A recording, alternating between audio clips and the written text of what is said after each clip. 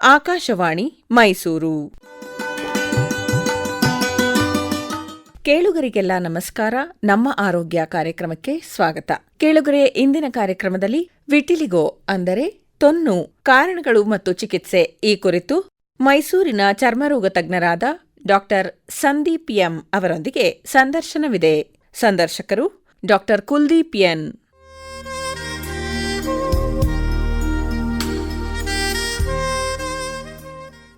ಆಕಾಶವಾಣಿ ಮೈಸೂರಿನ ಕೇಳುಗರಿಗೆಲ್ಲ ನಮಸ್ಕಾರಗಳು ಹಾಗೂ ನಮ್ಮ ಆರೋಗ್ಯ ಕಾರ್ಯಕ್ರಮದ ಈ ಸಂಚಿಕೆಗೆ ಪ್ರೀತಿಯ ಸ್ವಾಗತ.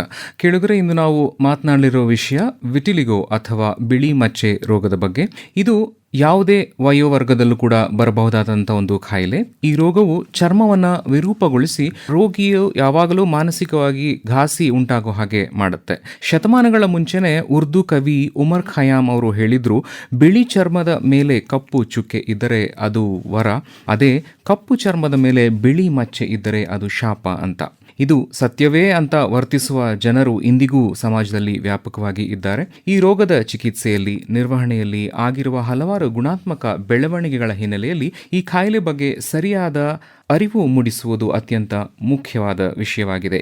ಈ ಪ್ರಯತ್ನಕ್ಕೆ ಮೈಸೂರು ಆಕಾಶವಾಣಿಗೆ ಜೊತೆಗೆ ಕೈಜೋಡಿಸಿದ್ದಾರೆ ಕನ್ಸಲ್ಟೆಂಟ್ ಡರ್ಮಟಾಲಜಿಸ್ಟ್ ಹಾಗೂ ಕಾಸ್ಮೆಟಾಲಜಿಸ್ಟ್ ಆಗಿರುವಂತಹ ಡಾ. ಸಂದೀಪ್ ಅವರು. ಇವತ್ತು ಅವರು ನಮ್ಮೊಂದಿಗೆ ನಮ್ಮ ನಿಲಯದಲ್ಲಿದ್ದಾರೆ. ಅವರನ್ನು ಈ ಕಾರ್ಯಕ್ರಮಕ್ಕೆ ಪ್ರೀತಿಯಿಂದ ಬರಮಾಡಿಕೊಳ್ಳೋಣ. ನಮಸ್ಕಾರ ಡಾ. ಸಂದೀಪ್ ಅವರೇ. ನಮಸ್ತೆ ಸರ್. ಸಂದೀಪ್ ಅವರೇ, ಹೇಳಿ, ಬಿಳಿ ಮಚ್ಚೆ ರೋಗ ಅಂದರೆ ಏನು, ಈ ಕಾಯಿಲೆ ಹೇಗೆ ಹಾಗೂ ಯಾಕೆ ಬರುತ್ತೆ ಅಂತ? ಬಿಳಿ ಮಚ್ಚೆ ರೋಗ ಅಂದ್ರೆ ಅದು ವಿಟಿಲಿಗೋ ಅಂತ ಹೇಳ್ತೀವಿ. ಅದು ನಮ್ಮ ಮೈಯಲ್ಲಿರುವಂಥ ಮೆಲನಿನ್ ಅಂತ ಏನು ಬಣ್ಣ ಬರೋಂಥ ಅಂಶ ಇದೆ, ಅದನ್ನ ಸೃಷ್ಟಿ ಮಾಡೋಂಥ ಮೆಲನೋಸೈಟ್ಸ್ ಅಂತ ಇರುತ್ತೆ. ಅದು ಯಾವುದೋ ಕಾರಣಕ್ಕೆ ನಮ್ಮ ಬಾಡಿನೇ ಅದನ್ನ ನಾಶ ಮಾಡ್ತಾ ಬರ್ತಿರುತ್ತೆ. ಅದರಿಂದ ಮೆಲನೋಸೈಟ್ ಸಂಖ್ಯೆ ಕಡಿಮೆ ಆಗೋದ್ರಿಂದ ಅಲ್ಲಿ ಬಿಳಿ ಬಣ್ಣದ ಪ್ಯಾಚಸ್ ಬರ್ತಾ ಇರುತ್ತೆ. ಅದನ್ನ ವಿಟಿಲಿಗೋ ಅಂತ ಹೇಳ್ತೀವಿ. ಅದು ನಮ್ಮ ಆಟೋ ಇಮ್ಯುನಿಟಿಯಿಂದ ಆಗೋ ಸಾಧ್ಯತೆ ಜಾಸ್ತಿ ಇರುತ್ತೆ. ಅಂದ್ರೆ ನಮ್ಮ ಬಾಡಿನೇ ನಮ್ಮ ಮೆಲನೋಸೈಟ್ಸ್ ವಿರುದ್ಧ ಯಾವುದೋ ಕಾರಣಕ್ಕೆ ಬಿಹೇವ್ ಮಾಡಿರುತ್ತೆ. ಆಟೋ ಇಮ್ಯುನಿಟಿ ಅಂತ ಹೇಳ್ತೀವಿ. ಇದು ಸಾಂಕ್ರಾಮಿಕ ರೋಗನ ಅಥವಾ ಒಬ್ಬರಿಂದ ಒಬ್ಬರಿಗೆ ಹರಡುವಂತ ಒಂದು ರೋಗನ ಅಂತ? ಇದು ಖಂಡಿತ ಸಾಂಕ್ರಾಮಿಕ ರೋಗ ಅಲ್ಲ.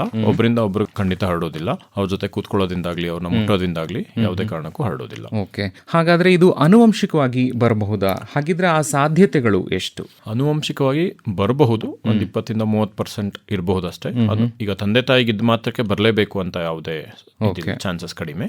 ಬಟ್ 20-30% ಅಷ್ಟೇ ಅಂತ ಹೇಳ್ತೀವಿ. ಆನುವಂಶಿಕ ಒನ್ ಆಫ್ ದ ರೀಸನ್ಸ್ ಅಷ್ಟೇ. ಅದೇ ಮೇನ್ ಮುಖ್ಯವಾದ ಕಾರಣ ಅಲ್ಲ. ಯಾವ ಭಾಗಗಳಲ್ಲಿ, ದೇಹದ ಯಾವೆಲ್ಲ ಭಾಗಗಳಲ್ಲಿ ಈ ಕಾಯಿಲೆಯ ಒಂದು ಮಚ್ಚೆಗಳು ಹೆಚ್ಚಾಗಿ ಕಾಣಿಸ್ಕೊಳ್ಳುತ್ತೆ? ವಿಟಿಲಿಗೋನಲ್ಲಿ 3-4 ತರ ಇದೆ. ಒಂದು ವಿಟಿಲಿಗೋ ವಲ್ಗಾರಿಸ್ ಅಂತ ಹೇಳ್ತೀವಿ.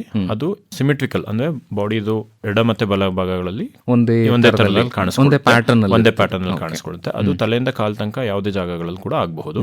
ಅದ್ಬಿಟ್ರೆ ಇನ್ನೊಂದು ಏಕ್ರಲ್ ವಿಟಿಲಿಗೋ ಅಂತೀವಿ. ಅಂದ್ರೆ ಬೆರಳು ತುದಿಗಳು, ಕಾಲ್ ಬೆರಳು ತುದಿಗಳು, ಕೈ ಬೆರಳು ತುದಿಗಳು, ತುಟಿ ಮತ್ತೆ ಮೂಗು ಅಂತ ಕಡೆ ಆಗ್ತಿರುತ್ತೆ. ಅದ್ಬಿಟ್ರೆ ಇನ್ನೊಂದು ಸೆಗ್ಮೆಂಟಲ್ ವಿಟಿಲಿಗೋ ಅಂತೀವಿ. ಯಾವ್ದಾದ್ರು ಒಂದು ನಿರ್ದಿಷ್ಟವಾದ ಭಾಗದಲ್ಲಿ ಮಾತ್ರ ಆಗುತ್ತೆ. ಅದು ಸೆಗ್ಮೆಂಟಲ್ ವಿಟಿಲಿಗೋ ಅಂತ ಹೇಳ್ತೀವಿ. ಇವೆಲ್ಲ ಈ ಕಾಯಿಲೆ 3 ವಿಧಗಳು. ಇನ್ನು ಈ ಕಾಯಿಲೆಯ ಚಿಕಿತ್ಸೆ ಬಗ್ಗೆ ನಾವು ಮಾತನಾಡೋದಾದ್ರೆ, ಒಂದು ಬೇಸಿಕ್ ಟ್ರೀಟ್ಮೆಂಟ್ ಪ್ಲಾನ್ ಏನಿರುತ್ತೆ ನಿಮ್ಮ ರೋಗಿಗಳಿಗೆ ನಿಮ್ಮ ಹತ್ರ ಬಂದಾಗ? ಇದು ವಿಟಿಲಿಗೋದು ಪ್ಯಾಚಸ್ ಯಾವ ಸೈಜ್ ಇದೆ, ಅದು ಬೆಳೀತಾ ಇದೆಯಾ ಅಥವಾ ನಿಂತಿದ್ಯಾ, ಅದರ ಮೇಲೆ ನೋಡ್ಕೊಂಡು ನಾವು ಟ್ರೀಟ್ಮೆಂಟ್ ಸ್ಟಾರ್ಟ್ ಮಾಡ್ಕೊಳ್ತೀವಿ. ವಿಟಿಲಿಗೋ ಇನಿಷಿಯಲಿ ಮೊದಲನೇದಾಗಿ ಸ್ಟಾರ್ಟ್ ಮಾಡುವಾಗ ಕೆಲವು ಸ್ಟೀರಾಯ್ಡ್ ಕ್ರೀಮ್ಸ್ಗಳು ಕೊಡ್ತೀವಿ. ಕೆಲವು ಕ್ಯಾಲ್ಸಿನ್ಯೂರಿನ್ ಇನ್ಹಿಬಿಟರ್ಸ್ ಅಂತ ಹೇಳ್ತೀವಿ, ಟ್ಯಾಕ್ರೋಲಿಮಸ್ ಅಂತೆಲ್ಲ ಅಂಥದ್ದು ಆಯಿಂಟ್ಮೆಂಟ್ಗಳು ಕೊಡ್ತೀವಿ. ಅದ್ರ ಜೊತೆಗೆ ಕೆಲವು ಮೆಡಿಸಿನ್ಸ್, ಓರಲ್ ಮೆಡಿಸಿನ್ಸ್ ಕೂಡ ಬೇಕಾಗ್ಬೋದು, ಟ್ಯಾಬ್ಲೆಟ್ಸ್ ಕೂಡ ಬೇಕಾಗ್ಬೋದು. ಓರಲ್ ಟ್ಯಾಬ್ಲೆಟ್ಸ್ ಯಾರಿಗೆ ಬೇಕಾಗುತ್ತೆ ಅಂದ್ರೆ ಈ ಮಚ್ಚೆಗಳು ತುಂಬಾ ಬೇಗ ಹರಡ್ತಾ ಇದ್ರೆ ಬೇಕಾಗ್ತಿರುತ್ತೆ. ಅದ್ ಬಿಟ್ಟರೆ ಮುಂದಿನ ಟ್ರೀಟ್ಮೆಂಟ್ ಅಂದ್ರೆ ಫೋಟೋಥೆರಪಿ ಅಂತ ಹೇಳ್ತೀವಿ. ಫೋಟೋಥೆರಪಿಯಲ್ಲಿ 2-3 ವಿಧ ಇದೆ. ಅಲ್ಲಿ ಕೂಡ ಅಷ್ಟೇ ಪೂವಾ ಅಂತ ಹೇಳ್ತೀವಿ, ಸೋರಾಲನ್ UVA ಥೆರಪಿ ಅಂತ ಹೇಳ್ತೀವಿ. ಅದರಲ್ಲಿ ಕೆಲವು ಕ್ರೀಮ್ಗಳನ್ನ ಹಚ್ಕೊಂಡು ಚರ್ಮದ ಮೇಲೆ, ಆಮೇಲೆ ಬಿಸಿಲಿಗೆ ನಿನ್ನೆ ಎಕ್ಸ್ಪೋಸ್ ಮಾಡ್ಕೋಬೇಕಾಗತ್ತೆ, ಅಥವಾ ಕೆಲವು ಔಷಧಿಗಳನ್ನ ತಗೊಂಡು ಬಿಸಿಲಿಗೆ ಎಕ್ಸ್ಪೋಸ್ ಮಾಡ್ಕೋಬೇಕಾಗತ್ತೆ. ಅದ್ಬಿಟ್ರೆ ಈಗ ನೆಕ್ಸ್ಟ್ ನ್ಯಾರೋ ಬ್ಯಾಂಡ್ UVB ಅಥವಾ NB-UVB ಚಿಕಿತ್ಸೆ ಅಂತ ಹೇಳ್ತೀವಿ. ಅದು ಕೂಡ ನಿಮ್ಮ ವಿಟಿಲಿಗೋ ಪ್ಯಾಚಸ್ ಎಲ್ಲೆಲ್ಲಿದೆ ಅಲ್ಲಿಗೆ ಟ್ರೀಟ್ಮೆಂಟ್ ಮಾಡ್ಬೋದು. ಅದು ಫುಲ್ ಬಾಡಿಗಾರು ಮಾಡ್ಬೋದು, ಇಲ್ಲ ನಿರ್ದಿಷ್ಟವಾದ ಜಾಗಗಳಿಗೆ ಮಾತ್ರ ಮಾಡ್ಬೋದು. ಅದ್ಬಿಟ್ಟು ಎಕ್ಸೈಮರ್ ಲೇಸರ್ ಅಂತ ಕೂಡ ಲೇಟೆಸ್ಟ್ ಆಗಿ ಬಂದಿದೆ, ಅದಕ್ಕೆ ಟ್ರೀಟ್ಮೆಂಟ್ ಇರುತ್ತೆ. ಓಕೆ, ಇನ್ನು ಈ ಬಹುಶಃ ನನ್ನ ಆಲೋಚನೆಯಲ್ಲಿ ಇರೋ ಹಾಗೆ ಈ ಟ್ರೀಟ್ಮೆಂಟ್ ತುಂಬಾ ಹೆಚ್ಚಿನ ಸಮಯ ತಗೊಳ್ಬೇಕಾದಂಥದ್ದು, ಮತ್ತೆ ಫಾಲೋ ಅಪ್ ಕೂಡ ತುಂಬಾ ರೆಗ್ಯುಲರ್ ಆಗಿ ಬೇಕಾಗಿರುತ್ತೆ. ಸೊ ಒಂದು ರೋಗಿಗೆ ನೀವು ಚಿಕಿತ್ಸೆನ ಶುರು ಮಾಡಿದ ನಂತರದಲ್ಲಿ ಆ ಟ್ರೀಟ್ಮೆಂಟ್ ನ ಡ್ಯೂರೇಷನ್ ಎಷ್ಟಿರ್ಬೋದು, ಮತ್ತೆ ಈ ಪ್ರೊಸೀಜರ್ಸ್ ಹೇಳಿದ್ರಲ್ಲ ಈ ಫೋಟೋಥೆರಪಿಗಳಲ್ಲಿ, ಅದರ ಸಿಟ್ಟಿಂಗ್ಸ್ ಯಾವ ತರದಲ್ಲಿ ನೀವು ಆರ್ಗನೈಸ್ ಮಾಡ್ತೀರಾ ಒಂದು ಪೇಷಂಟ್? ಈಗ NB-UVB ನಾವು ಸ್ಟಾರ್ಟ್ ಮಾಡಿದ್ರೆ ಅತಿ ಕಡಿಮೆ ಡೋಸೇಜ್ ಇಂದ ಶುರು ಮಾಡ್ತೀವಿ. ಅದು ಒಂದೊಂದು ನಿರ್ದಿಷ್ಟವಾದ ಜಾಗಕ್ಕೆ ಇಷ್ಟು ಸೂರ್ಯನ ಕಿರಣಗಳು ಬೀಳಂಗಿ ಅಲ್ಟ್ರಾವೈಲೆಟ್ ರೇಸ್ ಯೂಸ್ ಮಾಡ್ತೀವಿ. ಅಂದ್ರೆ ಆರ್ಟಿಫಿಷಿಯಲ್ ರೇಸ್, ಸೂರ್ಯನ ಕಿರಣಗಳೆಲ್ಲ ಅದು ಬೀಳ್ತಾ ಇರುತ್ತೆ. ಅದು ಗ್ರಾಜುವಲಿ ಅದ್ರ ಡೋಸೇಜ್ ನ ಜಾಸ್ತಿ ಮಾಡ್ತಾ ಹೋಗ್ತೀವಿ. ಓಕೆ, ಅದು ಯೂಶಲಿ ಒಂದು 12-14 ಸಿಟ್ಟಿಂಗ್ ಅಲ್ಲಿ ಬಿಳಿ ಮಚ್ಚೆಗಳ ಮೇಲೆ ಕಪ್ಪು ಮಚ್ಚೆಗಳು ಶುರು ಆಗುತ್ತೆ. ಅದು ಶುರು ಆಗ್ತಿದೆ ಅಂದ್ರೆ ಅವರು ರೆಸ್ಪಾಂಡ್ ಮಾಡ್ತಾ ಇದಾರೆ ಅಂತ ಅರ್ಥ. ಅದಾದ್ಮೇಲೆ ಯೂಶಲಿ ಫುಲ್ ಬಣ್ಣ ಬರ್ಲಿಕ್ಕೆ 30-60 ಸೆಷನ್ಸ್ ಕೂಡ ಬೇಕಾಗಬಹುದು. ಮೇನ್ ಆಗಿ ವಿಟಿಲಿಗೋ ಟ್ರೀಟ್ಮೆಂಟ್ ಅಲ್ಲಿ ಬೇಕಾಗಿರೋದು ತಾಳ್ಮೆ, ತುಂಬಾ ಟೈಮ್ ಬೇಕು, ತಕ್ಷಣ ಇಂಪ್ರೂವ್ ಆಗ್ಬಿಡಲ್ಲ. ನೀವು ಯಾವ ಪಾಯಿಂಟ್ ನಲ್ಲಿ ಟ್ರೀಟ್ಮೆಂಟ್ ಸಾಕು ಅಂತ ಡಿಸೈಡ್ ಮಾಡ್ತೀರಾ? ಈಗ ಅದು ಪ್ಯಾಚಸ್ ಒಂದು 80-90% ರೀಪಿಗ್ಮೆಂಟೇಷನ್ ಆಗಿದೆ, ಬಣ್ಣ ವಾಪಸ್ ಬಂದಿದೆ ಅಂದ್ರೆ, ಅಥವಾ ಕೆಲವು ಭಾಗಗಳು ಯಾವುದೇ ಇದಾದ್ರೂ ಮುಂದಕ್ಕೆ ಬರ್ತಾ ಇಲ್ಲ ಅಂದಾಗ ಅದನ್ನು ನಿಲ್ಸಕ್ಕೆ ಯೋಚನೆ ಮಾಡ್ಬೋದು. ಅದಲ್ಲದೆ ಕೆಲವು ಪ್ಯಾಚಸ್ ಹಂಗೆ ಉಳ್ಕೊಂಡಿದೆ ಅಂದ್ರೆ ಅದಕ್ಕೆ ಬೇರೆ ಎಕ್ಸಾಮರ್ ಲೇಸರ್ ಮಾಡ್ಬೋದು, ಅಥವಾ ಕೆಲವು ಸರ್ಜಿಕಲ್ ಪ್ರೊಸೀಜರ್ಸ್ ಕೂಡ ಮಾಡ್ತಾರೆ, ಅದನ್ನು ಕೂಡ ಟ್ರೈ ಮಾಡಬಹುದು. ಈಗ ಹೊಸದಾಗಿ ಬಂದಂತ ಪಿಗ್ಮೆಂಟೇಷನ್ ಇದೆಯಲ್ಲ, ಬಿಳಿ ಮಚ್ಚೆಯ ಮೇಲೆ ಟ್ರೀಟ್ಮೆಂಟ್ ನಂತರದಲ್ಲಿ ಬರುವಂತ ಆ ಪಿಗ್ಮೆಂಟೇಷನ್ ಚರ್ಮದ ಬೇರೆ ಅದೇ ಟೋನ್ ಮತ್ತೆ ಕಲರ್ ಅಲ್ಲಿ ನಮಗೆ ಬರುತ್ತಾ? ಯೂಶಲಿ ನಮ್ಮ ಬಣ್ಣದಲ್ಲೇ ಬರುತ್ತೆ. ಅಲ್ಟ್ರಾವೈಲೆಟ್ ರೇಸ್ ಇಂದ NB-UV ಇಂದ ಬಂದಿರೋಂಥದ್ದೆಲ್ಲ. ನಾವು ಈಗ ಸ್ಕಿನ್ ಕಲ್ಚರ್ ಮಾಡಿದ್ರೆ, ಮೆಲನೋಸೈಟ್ ಕಲ್ಚರ್ ಎಲ್ಲ ಮಾಡಿದ್ರೆ ಅದ್ರಲ್ಲಿ ಸ್ವಲ್ಪ, ಅಥವಾ ಸ್ಕಿನ್ ಗ್ರಾಫ್ಟಿಂಗ್ ಮಾಡಿದ್ರೆ ಸ್ವಲ್ಪ ಬಣ್ಣದ ವೇರಿಯೇಷನ್ಸ್ ಇರೋ ಸಾಧ್ಯತೆ ಇರುತ್ತೆ. ಮೆಲನೋಸೈಟ್ ಕಲ್ಚರ್ ಅಂತ ಹೇಳಿದ್ರಿ, ಅದರೊಟ್ಟಿಗೆ ನಾನು ತಿಳ್ಕೊಂಡಿದ್ದೇನೆಂದ್ರೆ ಟ್ಯಾಟೂ ಮಾಡುವಂತಹ ಒಂದು ವಿಧಾನವನ್ನು ಕೂಡ ಈ ಟ್ರೀಟ್ಮೆಂಟ್ ನಲ್ಲಿ ಬಳಸ್ತಾರೆ. ಮತ್ತೆ ಸರ್ಜನ್ಸ್ ಮಾಡುವಂತ ಸ್ಕಿನ್ ಗ್ರಾಫ್ಟಿಂಗ್, ಈಗ ನಾರ್ಮಲ್ ಆಗಿರುವಂತಹ ಚರ್ಮದ ಬೇರೆ ಭಾಗದಿಂದ ಒಂದು ಪದರವನ್ನು ತೆಗೆದು ಈ ಜಾಗಕ್ಕೆ ಅಂಟಿಸುವಂತಹ ಒಂದು ಶಸ್ತ್ರಚಿಕಿತ್ಸೆ, ಬೇಸಿಕಲಿ ಸರ್ಜಿಕಲ್ ಪ್ರೊಸೀಜರ್. ಸೊ ಇವೆಲ್ಲ ಹೇಗೆ, ಯಾವಾಗ ಅವಶ್ಯಕತೆ ಬರುತ್ತೆ, ಮತ್ತೆ ಎಷ್ಟು ಪರಿಣಾಮಕಾರಿಯಾಗಿದೆ? ಈಗ ಸ್ಕಿನ್ ಗ್ರಾಫ್ಟಿಂಗ್ ಯಾವಾಗ ಮಾಡಬಹುದು ಅಂದ್ರೆ, ಒಂದು ಚಿಕ್ಕ ಜಾಗದಲ್ಲಿದೆ ಪ್ಯಾಚಸ್, ಹರಡ್ತಾ ಇಲ್ಲ, ಕಾಯಿಲೆ ಹರಡ್ತಾ ಇಲ್ಲ ಅಂದಾಗ, ಮತ್ತೆ ಒಂದು ಯೂಶಲಿ ಅದು ಸ್ಟೆಬಿಲಿಟಿ ಅಂತ ನೋಡ್ತೀವಿ. ಒಂದು ವರ್ಷದ ತನಕ ಒಂದು ಪ್ಯಾಚ್ ಹಂಗೆ ಇದೆ, ಅದೇ ಬದಲಾವಣೆಗಳಿಲ್ಲದೆ ಏನು, ಹಂಗಿದ್ದಾಗ ಅದಕ್ಕೆ ಈ ತರ ಸರ್ಜಿಕಲ್ ಆಪ್ಷನ್ಸ್ ಮಾಡಬಹುದು. ಈಗ ತೊಡೆ ಹತ್ರದಿಂದ ನಾವು ಒಂದು ಚರ್ಮದ ತೆಳು ಲೇಯರ್ ನ ತೆಗೆದು ಅದನ್ನ ಇಲ್ಲಿಗೆ ಗ್ರಾಫ್ಟಿಂಗ್ ಮಾಡಬಹುದು. ಅದರಲ್ಲಿ ರಿಸಲ್ಟ್ಸ್ ಚೆನ್ನಾಗಿರುತ್ತೆ. ಬಣ್ಣ ಚೂರು ಚೇಂಜಸ್ ಆಗೋ ಸಾಧ್ಯತೆ ಇರುತ್ತೆ, ಅದು ಡಿಪೆಂಡ್ಸ್ ಒಬ್ಬೊಬ್ಬರಿಗೆ. ಅದ್ ಬಿಟ್ರೆ ಟ್ಯಾಟೂಯಿಂಗ್ ಅನ್ನೋದು ಅದು ಕ್ಯಾಮೋಫ್ಲೋಜ್ ಮೆಥಡ್ ಅಷ್ಟೇ. ಅದು ಆರ್ಟಿಫಿಷಿಯಲ್ ಬಣ್ಣಗಳನ್ನ ಟ್ಯಾಟೂ ತರ ಮಾಡ್ತಾರೆ, ಸೊ ದಟ್ ಅದು ಸ್ಕಿನ್ ಪದರಕ್ಕೆ ಅದನ್ನ ಟ್ಯಾಟೂ ಮಾಡ್ತಾರೆ, ಮಾಡುವಂತಹ ಕೆಲಸ ನಡೆಯುತ್ತೆ. ಅದು ಟ್ಯಾಟೂಯಿಂಗ್, ಅದು ಕ್ಯಾಮೋಫ್ಲೋಜಿಂಗ್ ಮೆಥಡ್ ಅಷ್ಟೇ, ಟ್ರೀಟ್ಮೆಂಟ್ ಅಲ್ಲ. More of cosmetic concern. ಇನ್ನು ಮೆಲನೋಸೈಟ್ ಕಲ್ಚರ್ ಅಂತಂದ್ರೆ, ಮೆಲನೋಸೈಟ್ ಕಲ್ಚರ್ ಅಂದ್ರೆ ಹೇಗಂದ್ರೆ, ಈಗ ನಮ್ಮ ಚರ್ಮದ ಒಂದು ಭಾಗನ ತಗೊಂಡು ಅಲ್ಲಿ ಮೆಲನಿನ್ ಉತ್ಪಾದನೆ ಮಾಡೋಂಥ ಮೆಲನೋಸೈಟ್ಸ್ ನ ಅದನ್ನ ಸೆಪರೇಟ್ ಮಾಡ್ಕೊಳ್ತಾರೆ. ಅದ್ರಲ್ಲಿ ಬೇರೆ ಬೇರೆ ಮೆಥಡ್ ಇರುತ್ತೆ ಅದನ್ನ ಸೆಪರೇಟ್ ಮಾಡ್ಕೊಳ್ಳೋದಕ್ಕೆ. ಅದನ್ನ ತೆಗೆದು ಇಲ್ಲಿಗೆ ವಿಟಿಲಿಗೋ ಇರೋಂಥ ಪ್ಯಾಚಸ್ಗೆ ಅದನ್ನ ಜೋಡಿಸಂತ ಕಾರ್ಯಕ್ರಮಗಳು ನಡೀತಾ ಇದೆ.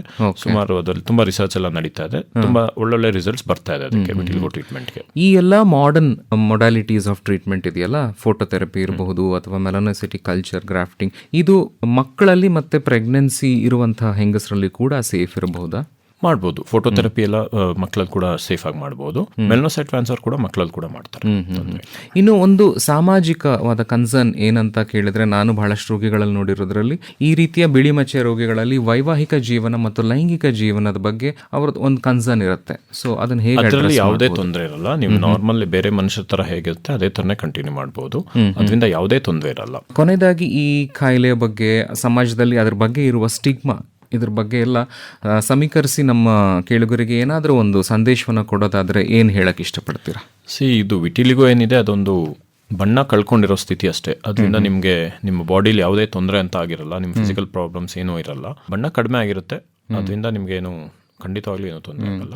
ಮೇನ್ ಆಗಿರೋ ಕನ್ಸರ್ನ್ ಇದು ಹರಡ್ಬಹುದು ಅನ್ನೋದೇ, ಖಂಡಿತ ಸಾಂಕ್ರಾಮಿಕವಾಗಲ್ಲ, ಹರಡಲ್ಲ, ಒಬ್ಬರಿಂದ ಒಬ್ರಿಗೆ ಅಂಟಂತ ತೊಂದರೆ ಇಲ್ಲ. ಅದರೊಟ್ಟಿಗೆ ಬಹುಶಃ ಈ ಕಾಯಿಲೆಯಿಂದ ಬಳಲ್ತಾ ಇರೋ ರೋಗಿಗಳಿಗೂ ಕೂಡ ಮಾನಸಿಕವಾಗಿ ತುಂಬಾ ಹೆಚ್ಚಿನ ಒಂದು ಅಪ್ಲಿಫ್ಟ್ಮೆಂಟ್ ನಾವು ಮಾಡ್ಬೇಕು ಅನ್ಸುತ್ತೆ. ಯಾಕಂದ್ರೆ ಯಾರೋ ಒಂದು ವ್ಯತ್ಯಾಸವನ್ನು ತೋರಿಸದೇ ಇದ್ರು ಕೂಡ ಅವರು ಕುಗ್ಗೋಗಿರ್ತಾರೆ, ಮೆಂಟಲಿ ತುಂಬಾ ಸಫರ್ ಮಾಡ್ತಿರ್ತಾರೆ. ಈ ವಿಟಿಲಿಗೋ ಹೇಗೆ ಅಂದ್ರೆ ಎಮೋಷನಲಿ ತುಂಬಾ ಡಿಸ್ಟರ್ಬ್ ಮಾಡ್ತಾರೆ ಅವರು ಪೇಷಂಟ್ ಇರೋರಿಗೆ.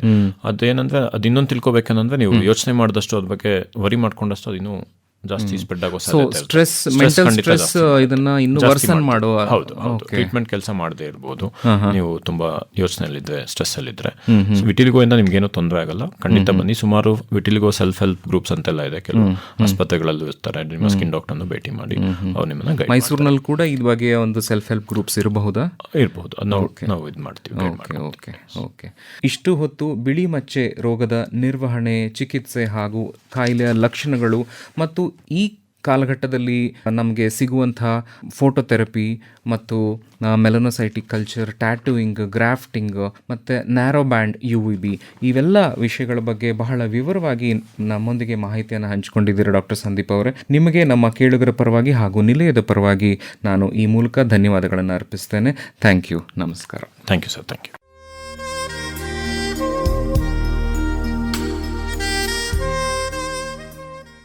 ಇದುವರೆಗೆ ವಿಟಿಲಿಗೋ ಅಂದರೆ ತೊನ್ನು, ಕಾರಣಗಳು ಮತ್ತು ಚಿಕಿತ್ಸೆ ಈ ಕುರಿತು ಸಂದರ್ಶನ ಕೇಳಿದಿರಿ.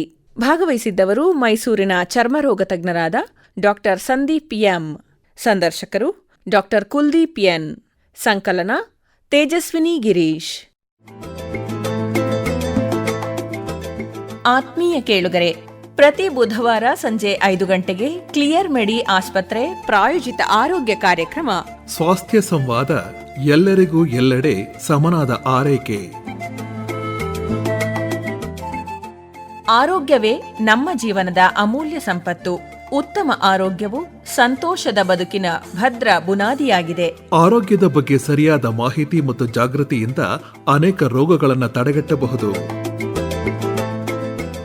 ಕೇಳಿ ಪ್ರತಿ ಬುಧವಾರ ಸಂಜೆ 5 ಗಂಟೆಗೆ ಕ್ಲಿಯರ್ ಮೆಡಿ ಆಸ್ಪತ್ರೆ ಪ್ರಾಯೋಜಿತ ಆರೋಗ್ಯ ಕಾರ್ಯಕ್ರಮ ಸ್ವಾಸ್ಥ್ಯ ಸಂವಾದ, ಎಲ್ಲರಿಗೂ ಎಲ್ಲೆಡೆ ಸಮನಾದ ಆರೈಕೆ. ನಿಮ್ಮ ಮೆಚ್ಚಿನ ಮೈಸೂರು ಆಕಾಶವಾಣಿ FM 100.6ರಲ್ಲಿ. ಯೋಗವಾಣಿ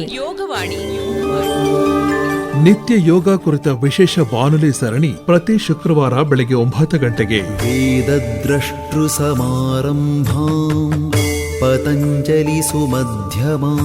ಯೋಗವಾಣಿ ಸರಣಿಯಲ್ಲಿ ಅನುಭವಿ ವೈದ್ಯರು, ನೀತಿ ನಿರೂಪಕರು, ಆಯುಷ್ ಇಲಾಖೆಯ ಅಧಿಕಾರಿಗಳು ಹಾಗೂ ನುರಿತ ಯೋಗಪಟುಗಳು ತಮ್ಮ ಅನುಭವ ಹಂಚಿಕೊಳ್ಳಲಿದ್ದಾರೆ.